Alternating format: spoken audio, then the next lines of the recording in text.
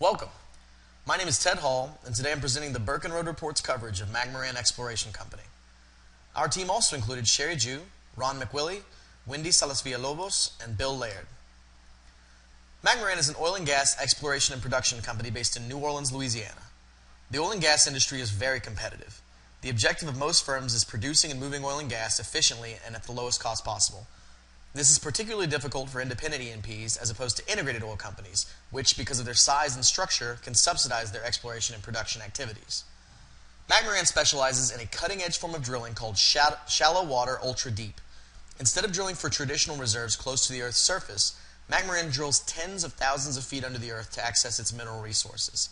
This new technology is unproven and very expensive, however, and its potential has yet to be seen. Based on our analysis of MCMORAN, we've determined that the company's price target for the next 12 months is $10. We'll break down our valuation methodology at the end of this presentation, but first, let's talk a little more about the company. Here's an overview of what we will cover in this short video. We will discuss oil and gas economics and cover the latest developments at MCMORAN. We will then dive deeper into MCMORAN's assets and progress in ultra-deep drilling. To give a big picture idea of MCMORAN's performance, we'll give a peer comparison with other Gulf E&P companies and break down MCMORAN's management structure.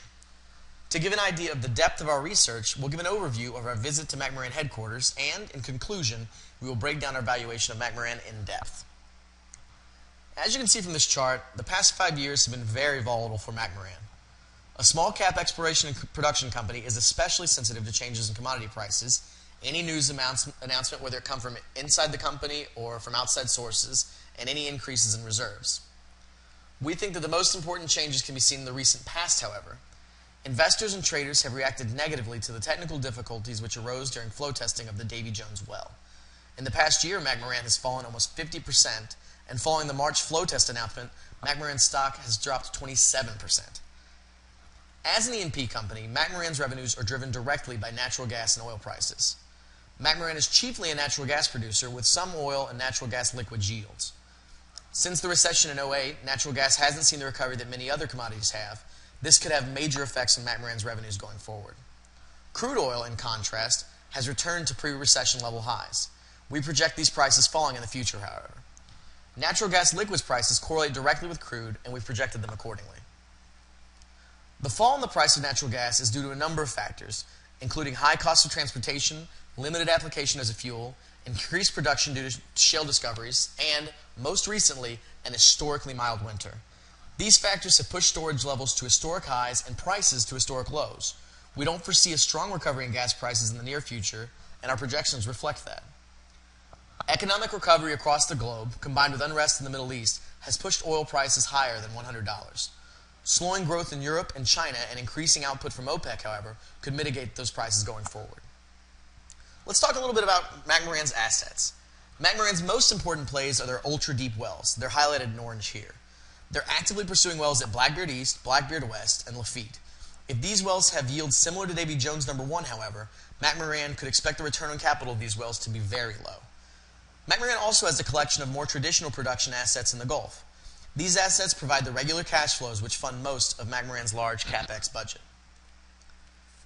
In March 2012, MCMORAN completed its first successful flow test at Davy Jones after years of delays. These difficulties are indicative of the challenges of ultra-deep wells.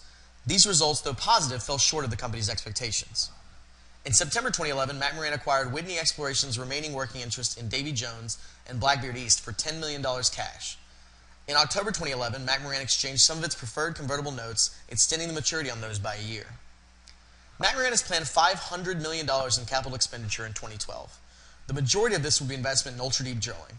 This will be funded from revenues and existing production and MCMORAN's significant cash reserves. These are some of MCMORAN's most comparable peers. They're all Gulf of Mexico exploration and production companies which have large stakes in shallow water assets. MCMORAN does not compare favorably based on any traditional financial metrics. MCMORAN's total enterprise value to EBITDA ratio is 2 to 3 times that of its peers, and with the exception of ATP, which is highly levered, MCMORAN is the only company in this group with negative returns. MCMORAN is the last of the oil wildcatters, and they're proud of it. Its board has extensive expertise in geology and finance. It also has commodity markets experience from the shared leadership from Freeport McMoran. Jim Bob Moffett, the president and CEO, was a co-founder of Freeport McMoran, and Richard Atkerson, co-chairman of the board, is Freeport-McMoRan's president and CEO. The only significant change in McMoRan's leadership this year was the retirement of Howard Murish, executive vice president. In February 2012, we visited McMoRan's headquarters in the New Orleans CBD. We were met by Director of Investor Relations David Joint and Senior Relation Analyst Daniel Mead. We gained some key insights from our meeting. Going forward, McMoRan plans to grow organically via the expected revenues from ultra-deep wells. Any acquisition opportunities would be considered only as a complement to its current ultra-deep strategy. We also discovered that McMoRan is patenting some of the processes and equipment it has developed through the evolution of its ultra-deep drilling strategy. This technology doesn't currently hold any value, however. The future of McMoRan's Main Pass Energy Hub is uncertain. It has the potential to be used as a storage facility, but the company has no current plans for development. The biggest point McMoRan representatives wanted to drive home during our meeting was the importance of the liquid yields of their wells. Though a small percentage of its reserves are crude oil, McMoRan isn't completely exposed to plummeting gas prices because of the proportion of its reserves made up of natural gas liquids. We considered a discounted cash flow and market multiples as indicators of McMoRan's value. Because of the volatility of the company's projected cash flows and the limited predictability of those cash flows, however, the DCF was not used in our valuation. Unfortunately, McMoRan didn't have any pricing values like earnings or EBITDA to which we could provide a pricing multiple. For our final valuation, we used net asset value calculations, which we weighted based on the probability of returns. This is the most prevalent method for valuing E&P companies. Based on this valuation, we project McMoRan's price over the next 12 months to be $10. The most significant drivers of these calculations were the results of the Davy Jones flow test, which failed to meet expectations, McMoRan's significant cash reserves, which exceed $400 million, McMoRan's potential as a pioneer in ultra-deep exploration production, and natural gas prices, which have fallen far beneath McMoRan's projected 15% IRR break-even point of $2.50.